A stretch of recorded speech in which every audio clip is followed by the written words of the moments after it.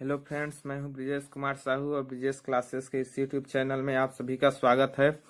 आज मैं आपको एक चर का द्विघात समीकरण जो कक्षा 10वीं का तीसरा अध्याय है उसका पार्ट 3 कराऊंगा। इसके पहले मैंने पार्ट 1 और पार्ट 2 अपलोड किया हुआ है। यदि आप उसको नहीं देखे हैं तो पहले उसको देख लें, क्योंकि उसको जब तक आप नहीं देखेंगे आपको अच्छे से पार्ट 3 समझ नहीं आएगा। और यदि उसको आप अच्छे से देख लिए तो पार्ट 3 आपके लिए हलवा है, एकदम सरल है। ठीक ना, मैं आपको सरल से सरल तरीके से बताने की कोशिश करूंगा। तो इसका लिंक मैं डिस्क्रिप्शन बॉक्स में डाल दूंगा, पार्ट 1 और पार्ट 2 का। यदि आपने नहीं देखा होगा तो डिस्क्रिप्शन बॉक्स में जाकर पहले उसको देख लें। तो आज हम देखेंगे पार्ट 3 में द्विघात समीकरण के मूल व गुणांकों में संबंध। ठीक ना, द्विघात समीकरण को ही पूर्ण वर्ग समीकरण भी बोलते हैं, वर्ग समीकरण। तो द्विघात समीकरण का मानक रूप मैंने आपको बताया है क्या होता है। द्विघात समीकरण का मानक रूप ax² plus bx plus c बराबर 0। इसको मैंने पहले भी बताया है। ठीक, ये मानक रूप होता है। अब इसके मूल क्या बोल रहा है, द्विघात समीकरण के मूल व गुणांकों में संबंध। ठीक ना, तो इसमें ए बी सी जो है, ए बी सी ये क्या कहलाते हैं, द्विघात समीकरण के गुणांक। ठीक, द्विघात समीकरण के गुणांक मतलब गुणा में है ना इसके साथ, तो ये गुणांक कहलाते हैं। और आपके मूल कौन कहलाते हैं, जब इस वर्ग समीकरण को हमने हल करना दो विधि से सीखा है। एक अभी तक पार्ट 1 में एक विधि, पार्ट 2 में एक विधि। पहले पार्ट में मैंने सिखाया था पूर्ण वर्ग विधि, दूसरे पार्ट में सिखाया था आपको सूत्र विधि से वर्ग समीकरण हल करना। तो पूर्ण वर्ग विधि में जो था, हमने जब इस समीकरण को हल कर रहे थे तो जो x के दो मान प्राप्त होते हैं, ठीक ना, x के जो दो मान प्राप्त होते हैं, द्विघात समीकरण में सदैव x के दो मान प्राप्त होते हैं। तो जो दो मान प्राप्त होते हैं वही वर्ग समीकरण के मूल कहलाते हैं या द्विघात समीकरण के मूल कहलाते हैं। तो माना कि इसको हम नाम देते हैं समीकरण 1। माना समीकरण 1 के मूल अल्फा व बीटा हैं। माना समीकरण 1 के मूल अल्फा व बीटा हैं। तो द्विघात समीकरण के मूल अंत में क्या आता है, x minus alpha x minus beta बराबर 0। यही आता है जब हम समीकरण को हल करते हैं। ठीक, इसको मैंने पहले वीडियो में आपको बताया हुआ है पार्ट 1 में।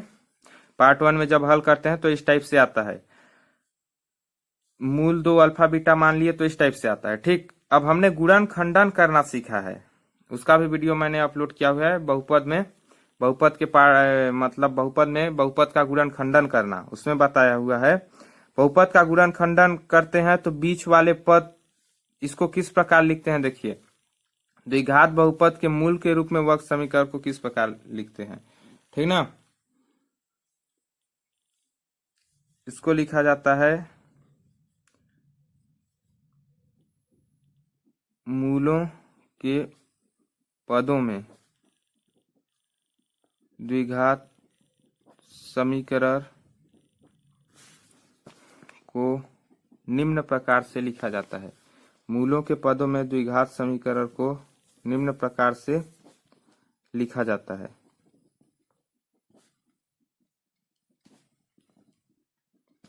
पहला कैसे लिखा जाता है, देखिए। x² minus alpha plus beta x plus c। कैसे लिखा जाता है, c नहीं, अल्फा बीटा। अल्फा बीटा गुणन खंडन में आपने देखा होगा कि मध्य पद को हम ऐसे दो भागों में तोड़ते हैं कि उनका योगफल करने पर यहाँ जो b रहता है वो आए, ठीक, और उनका गुणनफल करने पर c का मान आए। मैंने गुणन खंडन में आपको बताया है, आप बहुपदों का गुणन खंडन में जाके देख सकते हैं इसको। तो ये देखिए, जब मूलों के पदों में द्विघात समीकरण को लिखा जाता है तो इस प्रकार लिखा जाता है, x² minus alpha plus beta x इसके साथ गुणा में है, प्लस अल्फा प्लस बीटा बराबर 0। इस टाइप से लिखा जाता है। तो इसको मान लीजिए दूसरा समीकरण। ठीक, अब समीकरण 1 को हम इसी टाइप से बनाते हैं। समीकरण 1 को इसी टाइप से बनाने के लिए हमको क्या करना पड़ेगा, इसमें से a को हटाना पड़ेगा, क्योंकि x² के पास 1 है। ठीक ना, यदि आपको ये सब समझना है, मैं इससे सूत्र की स्थापना कर रहा हूं, ठीक ना। यदि आपको ये सब समझ नहीं, अच्छे से समझना है तो आप डायरेक्ट सूत्र देखिएगा, उस सूत्र से उदाहरण हल कीजिएगा या प्रश्नावली का एग्जाम्पल, उससे आपका हल हो जाएगा। और सूत्र निकाल सकते हैं आप इस तरीके से, जो तरीका मैं अभी बता रहा हूं। तो देखिए समीकरण 1 और 2 की तुलना करने के लिए ए को हटाना पड़ेगा हमको। तो समीकरण 1 में ए का भाग दे देंगे, ए का भाग देने पर भाग दे देंगे। समीकरण 1 में ए का भाग दे दिए तो कितना आया, ये देखिए ए है यहाँ, ए बट्टा ए हो जाएगा, बी बट्टा ए, सी बट्टा ए। देखिए ए बट्टा ए का स्क्वायर प्लस बी बट्टा ए का एक्स प्लस सी बट्टा ए बराबर 0। 0 बट्टा ए भी होगा तो 0 बट्टा ए बराबर 0 हो जाता है। तो यहाँ क्या हो जाएगा, एक्स स्क्वायर प्लस बी बट्टा ए एक्स प्लस सी बट्टा ए बराबर 0, ठीक ना। तो ये सब क्या है, गुणांक है, मैंने शुरू में बताया है आपको। तो समीकरण 2 व 3 की तुलना कर लेते हैं। समीकरण 2 व 3 की तुलना करने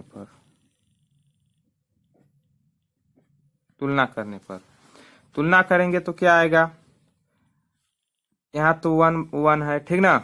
यहाँ x के जगह क्या है, यहाँ minus alpha plus beta A है बराबर बी बाई ए।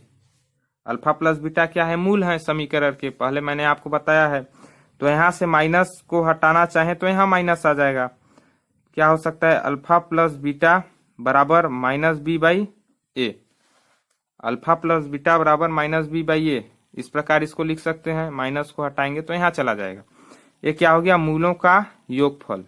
क्या हो गया, मूलों का योगफल, मूलों का योगफल। अब सेकेंड देखिए, इसका देखते हैं, ठीक। इसके गुणांकों की तुलना, तो अल्फा बीटा बराबर क्या है, सी बाई ए। अल्फा बीटा बराबर C by A. Alpha beta बराबर क्या है, सी बाई ए। आप देख सकते हैं यहाँ से अल्फा बीटा बराबर सी बाई ए, ठीक। माइनस अल्फा प्लस बीटा बराबर B by A, alpha beta बराबर सी बाई ए। अब यहाँ देखिए अल्फा बीटा बराबर सी बाई ए, ये क्या है, मूलों का गुणनफल। क्या है, मूलों का गुणनफल। बस यही संबंध है गुणांकों और मूलों में, द्विघात समीकरण के गुणांकों और मूलों में यही दो संबंध है। तो डायरेक्ट आप जो अभी तक मैंने बताया उसको यदि अच्छे से नहीं समझ आया होगा तो डायरेक्ट आप इसको याद रख सकते हैं कि मूलों का गुणनफल ये होता है, ठीक। और मूलों का योग, मूलों के गुणनफल का सूत्र माइनस बी बट्टा ए होता है, और मूलों के योगफल का सूत्र सी बट्टा ए। अब इसी से हम एक उदाहरण देखेंगे, इसको आप नोट कर सकते हैं या स्क्रीनशॉट ले सकते हैं शुरू से। इससे पहले का वीडियो आपको देखा होना जरूरी है इसके लिए, वरना आपको समझ नहीं आएगा। पार्ट 1 और पार्ट 2 मैंने अपलोड किया है। पार्ट 1 इससे रिलेटेड ज्यादा है, तो मैं दोनों का लिंक आपके डिस्क्रिप्शन बॉक्स में डाल दूंगा, आप वहां से उसको जाकर देख सकते हैं, नहीं देखे होंगे तो। देखिए अब हमको क्या प्राप्त हुआ सूत्र में, मूलों का योगफल मतलब अल्फा प्लस बीटा कितना प्राप्त हुआ, माइनस बी बट्टा ए प्राप्त हुआ। और दूसरा मूलों का गुणनफल मतलब अल्फा बीटा कितना प्राप्त हुआ, सी बट्टा ए। यही प्राप्त हुआ है अपने को। तो हम इसको एक कोष्टक में लिख लेते हैं, अपने कॉपी में नोट करके ऐसे बना लीजिएगा ताकि सूत्र आपको समझ आए। यह है मूलों का योगफल, मूलों का गुणनफल। अब एक उदाहरण देखते हैं, ठीक। उदाहरण देखते हैं। पहला उदाहरण है आपका क्वेश्चन, प्रश्नावली 5 का है ये, एक्सरसाइज 5 का आपके। पहला है 3x square plus 7x plus 1 वर्ग समीकरण के, ये क्या है, वर्ग समीकरण है। वर्ग समीकरण का मूलों का योगफल, वर्ग समीकरण के मूलों का योगफल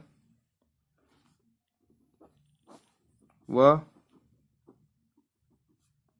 गुणनफल ज्ञात करो। वर्ग समीकरण के मूलों का योगफल व गुणनफल ज्ञात करो।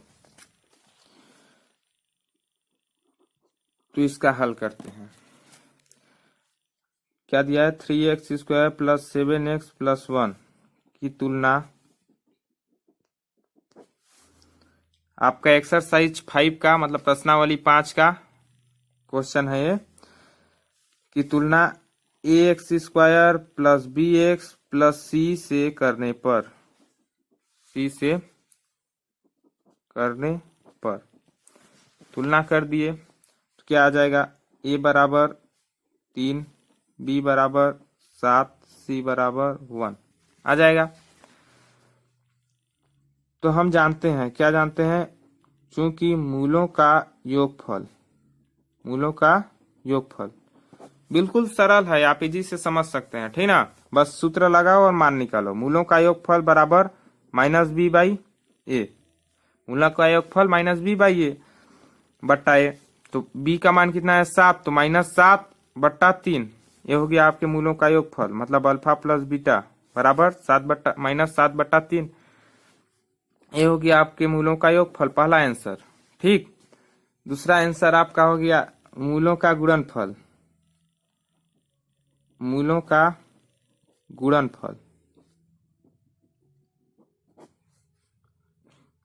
के गुणनफल के लिए सूत्र है अल्फा बीटा। ठीक, अल्फा बीटा बराबर क्या होता है, c/a, यही सूत्र निकाले हैं ना हम लोग मूलों के गुणनफल के लिए, c/a। तो c का मान कितना है इसमें, 1/a का मान कितना है 3, तो मूलों का गुणनफल कितना आ गया, 1/3। ये दूसरा आंसर हो गया आपका, मतलब मूलों का योगफल और गुणनफल निकल गया आसानी से। ठीक, इसको कोई भी हल कर सकता है, आप अच्छे से समझिएगा, हल हो जाएगा। ऐसे हम निकाल सकते हैं मूलों का योगफल और मूलों का गुणनफल। अब हम देखेंगे कि मूलों का योगफल व मूलों के गुणनफल ज्ञात होने पर वर्ग समीकरण बनाना। देखिए, अब हमारा नेक्स्ट हेडिंग होगा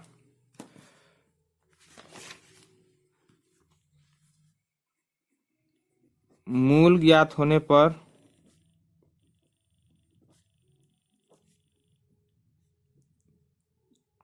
वर्ग या द्विघात समीकरण बनाना। द्विघात समीकरण व वर्ग समीकरण एक ही होता है, मैंने आपको कई बार बता चुका हूं, ठीक ना।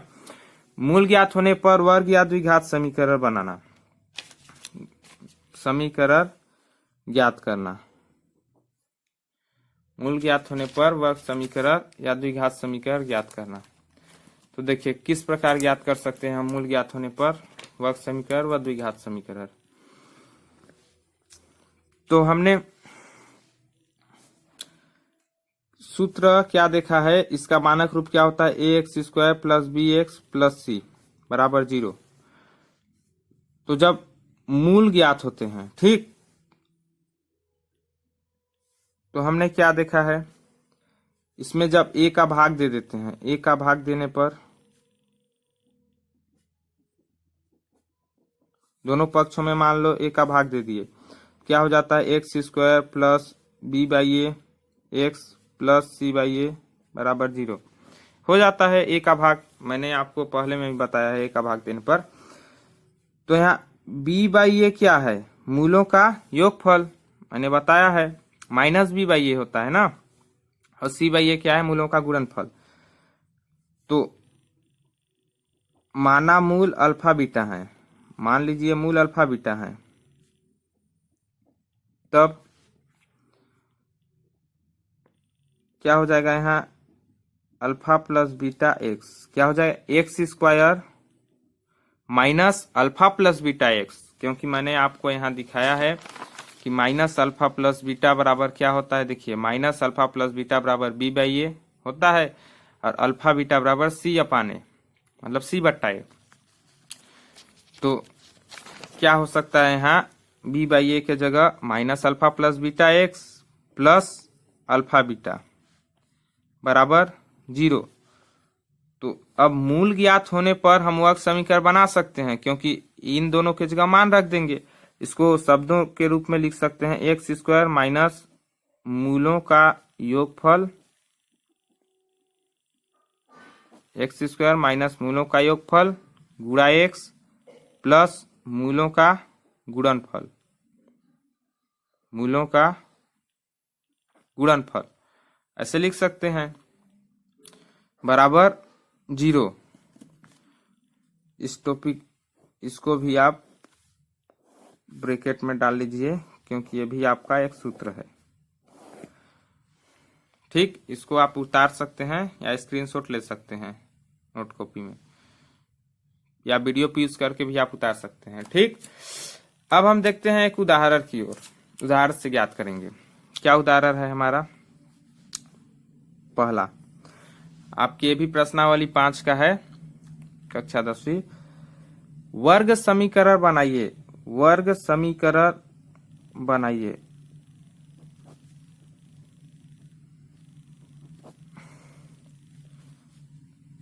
जिनके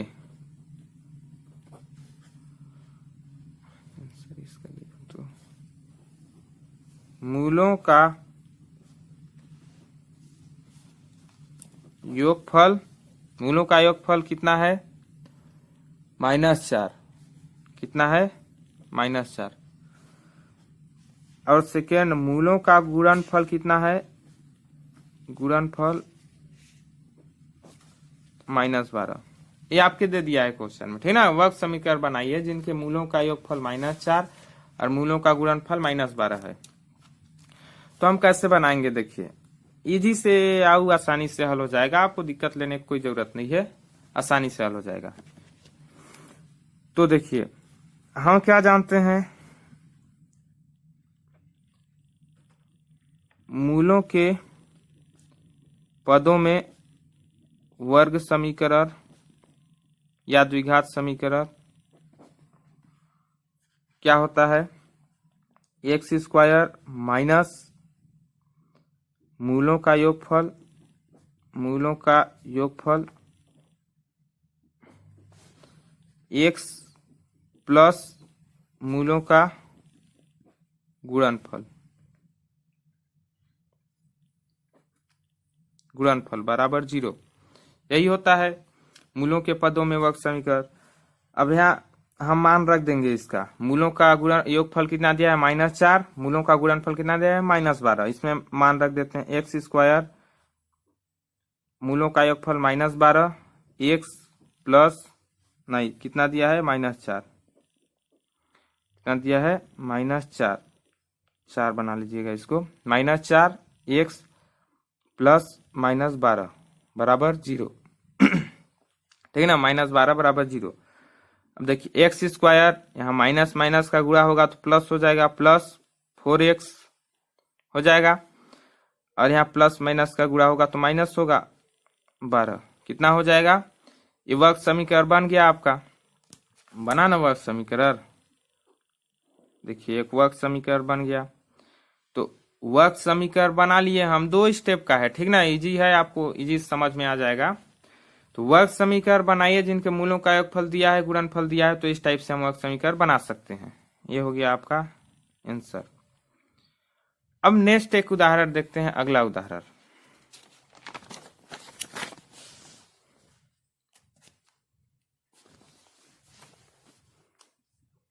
तीसरा, मैं जितने भी उदाहरण कराऊंगा थोड़ा अलग टाइप के हैं आपके, उनको करा रहा हूं।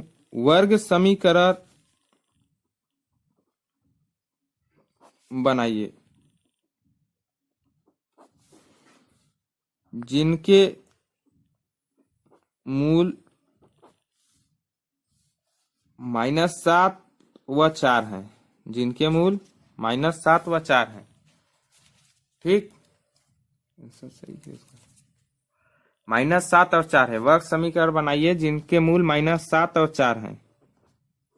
ठीक, अब यहाँ हमको क्या दिया है? मूल दिया है और वर्ग समीकरण बनाना है। पिछले में क्या दिया था? मूलों का योगफल दिया था, वर्ग समीकरण बनाना था।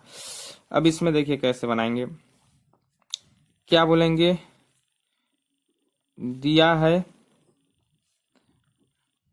मूल -7 व 4 है ना, मूल -7 व 4 है। अब चूंकि मूलों के पदों में द्विघात समीकरण, मूलों के पदों में, ठीक ना, द्विघात समीकरण क्या हो जाएगा? मूलों के पदों में द्विघात समीकरण एक्स स्क्वायर माइनस मूलों का योगफल, मूलों का योगफल एक्स प्लस मूलों का गुणनफल, मूलों का गुणनफल ये होता है बराबर 0। यह है आपका सूत्र। क्या होता है? एक्स स्क्वायर माइनस मूलों का योगफल गुणा एक्स प्लस मूलों का गुणनफल। तो मूल क्या दिया है? -7 और 4। यहाँ हम मान रख देते हैं एक्स स्क्वायर माइनस मूलों का योगफल मतलब -7 प्लस 4 हो जाएगा। -7 प्लस 4 यही ना होगा, एक्स स्क्वायर -7 प्लस 4 एक्स। अब सेकेंड में है मूलों का गुणनफल, तो मूलों का गुणनफल मतलब -7 गुणा 4, -7 गुणा 4 बराबर 0। ये हो जाएगा आपका। अब एक्स स्क्वायर माइनस, देखिए -7 में 4 जाएगा तो कितना बचेगा? -3 बचेगा। बड़े संख्या के साथ जो चिन्ह होता है वही लगता है और प्लस माइनस माइनस होता है। 3x प्लस -7 गुणा -4 करेंगे तो -28 होगा, -28। ठीक, अब नेक्स्ट करते हैं। X square minus minus plus हो जाएगा, प्लस 3x और प्लस माइनस माइनस 28 बराबर 0। हाँ तो देखिए कितना आ गया इसका? X square plus 3x minus 28। ये आपका वर्ग समीकरण बन गया। यही होता है ना वर्ग समीकरण। देखिए जब मूल दिया है तब भी वर्ग समीकरण बन गया, मूलों का योगफल और गुणनफल देगा तब भी वर्ग समीकरण बना सकते हैं हम इसी प्रकार। तो इसको भी आप यूज करके नोट्स में उतार सकते हैं वीडियो, या स्क्रीनशॉट ले सकते हैं, ठीक ना। तो आपके मतलब एक्सरसाइज प्रश्नावली में यहाँ +7 दिया है, मैंने -7 लिखा है। आप उसको लिखकर हल कर सकते हैं यदि आपको समझ आया होगा तो आशा करता हूँ कि वीडियो आपका पसंद आया होगा आपको। तो ये चैप्टर यहीं से पार्ट 3 से अपना समाप्त होता है, एक चर का द्विघात समीकरण। अब हम अगले दिन नेक्स्ट चैप्टर अगला वीडियो में देखेंगे। तो आप तीनों पार्ट को देखिएगा तो आपको ये चैप्टर समझ में आ जाएगा अच्छे से। आशा करता हूँ कि वीडियो आपको पसंद आया होगा। यदि वीडियो आपको अच्छा लगा हो तो वीडियो को लाइक करें, और हमारे चैनल में नए हैं तो चैनल को सब्सक्राइब जरूर करें, और अपने दोस्तों के साथ ज्यादा से ज्यादा हो सके तो शेयर करें। ठीक, वीडियो देखने के लिए आपको बहुत बहुत धन्यवाद। जय हिंद।